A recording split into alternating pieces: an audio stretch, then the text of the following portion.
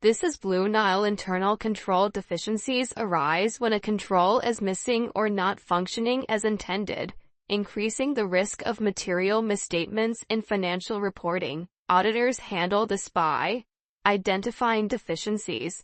Through testing, auditors assess whether controls are designed and operating effectively. Deficiencies may be due to design flaws or operational failures. Classifying deficiencies. These are categorized as control deficiency, a minor issue unlikely to result in material misstatement; significant deficiency, a more serious issue that requires management's attention; material weakness, a severe deficiency that could lead to material misstatement in financial reports. Reporting. Significant deficiencies and material weaknesses are communicated to management and those charged with governance. Recommendations for improvement are provided, but auditors remain objective and avoid acting as consultants. Proper identification and reporting ensure transparency. This video will take you through what the auditor does to identify and then communicate internal control deficiencies to the client. We will need to cover the following: how the auditor identifies deficiencies, the management report, and the timing of communicating deficiencies.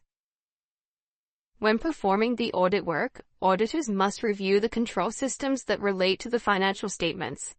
These can include the following systems: sales, purchases, inventory, payroll, cash and bank, and non-current assets.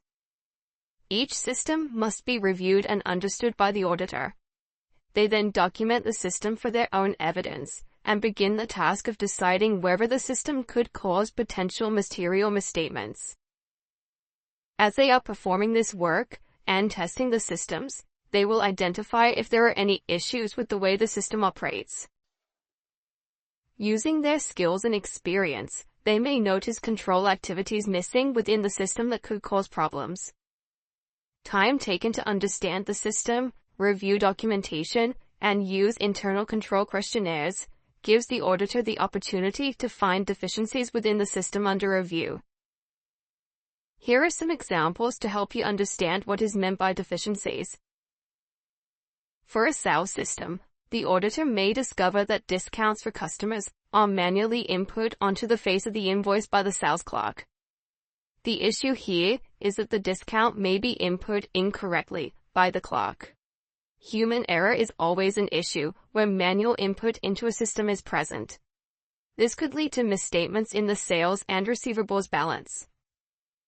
This scenario could also lead to the sales clerk inputting unauthorized, inappropriate discounts onto the invoice.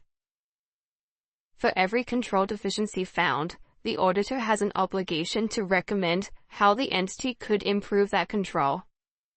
A recommendation for the control deficiency that we have just discussed could be to have authorized discounts included on the customer account on the system so the invoice is automatically updated with the correct amount.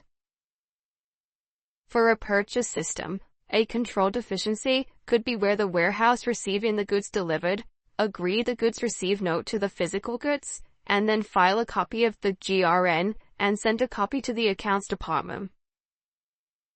There is evidence of good controls here, as they do review the goods received with the goods received note. However, they do not review the original order to see if the goods received are what was originally requested. The goods may have not been ordered, and the entity could be invoiced for goods not required. A recommendation would be for every delivery into the warehouse to agree the goods to the GRN and the purchase order before accepting the goods. For inventory systems, a control deficiency could be that they do not mark inventory when it has been counted during the inventory count. If not marked, the inventory could be counted again or missed altogether and not detected, which could cause a misstatement in the inventory balance.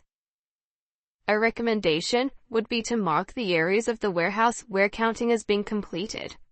This way, it will be clearer to see if areas have been missed or to not count them again. For a payroll system, a control deficiency could be the monthly payroll report is not reviewed. If the balances are not reviewed for each payroll run, there could be a misstatement not detected. The recommendation should be to ensure a responsible official, such as the payroll manager, reviews the payroll report and compares the balances to previous months to identify potential misstatements. Evidence of checking, such as a signature, should be present. For cash and bank, a control deficiency could be that the cash is not banked regularly. If cash is held at the business and builds up, it increases the temptation of theft. A sensible recommendation, therefore, should be to regularly bank money. This task should be undertaken by more than one employee, and rotation of duties should also reduce the risk of fraud and error. In a non-current asset system, a control deficiency could be that the request for a new asset is not approved. If not approved, assets could be ordered for personal use, therefore the risk of fraud is higher. All asset requisitions should be approved by a senior official. Decisions on purchasing of assets should be made with the reference to budgets also. Once the auditor has identified control deficiencies, they will then collate them and include within a report of the management of the entity. This report has various terms associated with it. You may hear it called any of the following: a report to those charged with governance, a management letter, and a management report. The auditor has ISO 265 to give guidance on communicating deficiencies. It tells us that significant deficiencies should be communicated in writing to the entity's management. This is usually prepared in a letter or report format. The management report should be addressed to the directors of the entity. It will detail all of the deficiencies found by the auditor during their audit.